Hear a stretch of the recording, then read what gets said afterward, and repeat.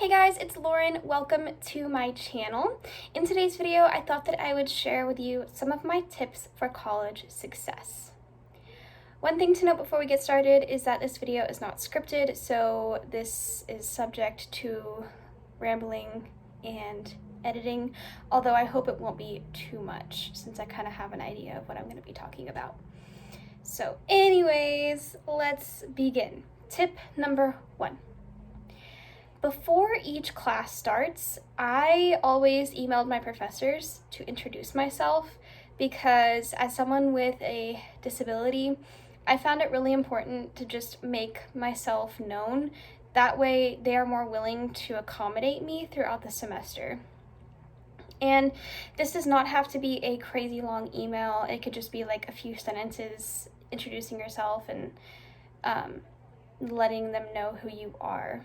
So what I've done in the past is I've just said, hello, my name is Lauren and I will be in your 9 a.m. class. I'm really excited to learn from you this semester. I have a visual impairment which will not be, or I have a visual impairment, so I will require some extra accommodations. And then below I've attached the accommodation letter or some of the things that I'll need for the semester.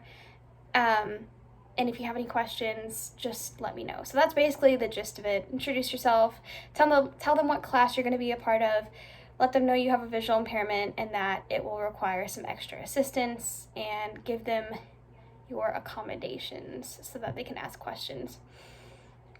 And that is literally it. And then they will typically communicate with you and just say, hey, glad to see you're in my class. Here are my questions, or no, I think we're good. If you have any questions for me, let me know.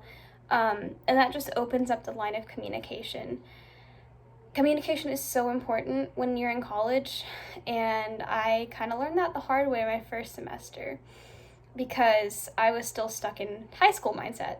And you realize very quickly that when you go to college, it's a completely different ballgame, and it's nothing like high school. So yeah, communication is extremely important, and that just opens up the line so that you guys can go off on a good foot. Number 2, have some way to organize your life. I know a lot of people in high school who they were really good at keeping everything in their mind. Like they would just have a mental list of all the things that they needed to do. But in college, you're gonna have 4 classes or 5 classes, whatever, you decide, however much torture you decide to put yourself through. Not really. And you're gonna have a lot of assignments. It's a lot of work. It is not the same as high school. You're gonna have a lot more assignments, a lot harder assignments, and some of those assignments may need to be broken up into several days or times, several sittings. So make sure you have a planner where you can write your stuff, basically do a brain dump each day. Put what's in your head on the paper as far as assignments go, because seriously, that was a lifesaver for me. And I would be happy to do another video for you guys. I did a video on my organizational hacks for high school, but I never went through and did one for college. So if you would like to see my organizational hacks and what I do to keep myself in check, let me know. But yeah, if it's a paper planner, if you're using Google Calendar, if you're using Apple Calendar or whatever, just have something to write your assignments down, because if you don't, you're gonna forget something. You've got social life, you've got assignments, you've got stuff at home. You're gonna need some extra help. Your memory can only go so far. Tip number 3, if you are someone who is not going to get rides from your parents, I know for me, I don't live near my college. My college is 15 minutes away from me. I'm still living with my parents, but my parents work. So I'm not someone who can just, walk to class. So if you are someone who either is not close enough to campus, or you can't just walk to your classes, make sure you set up some kind of transportation at the beginning of the semester. And then when you do, I always contacted those people who were going to be giving me rides every single day. Or every day, the day before that I would get rides, I would text them and say, hey, are you still coming? Or hey, are we still good on times? Because I had instances where they were sick and would forget to tell me, or they had another commitment that morning and they wouldn't want to tell me. And so just by opening up that line of communication, again, back to communication, by opening up that line, you kind of say, hey, look, it's fine, but just tell me so that I can make other arrangements. And so yeah, I would just contact them the day before you are supposed to be picked up and just say, hey, are we still good? Because that reminds them and, you know, gives them a chance to open up communication. Tip number 4, routine. Have a routine. I promise you, like, I don't want to sound like one of those routine junkies where I have every single minute of my day planned out. But I'm telling you, if you don't have a good routine and you know, just kind of wing every day as it comes, your life's going to be really stressful. Like, I have little things that I do each day that set me up for success.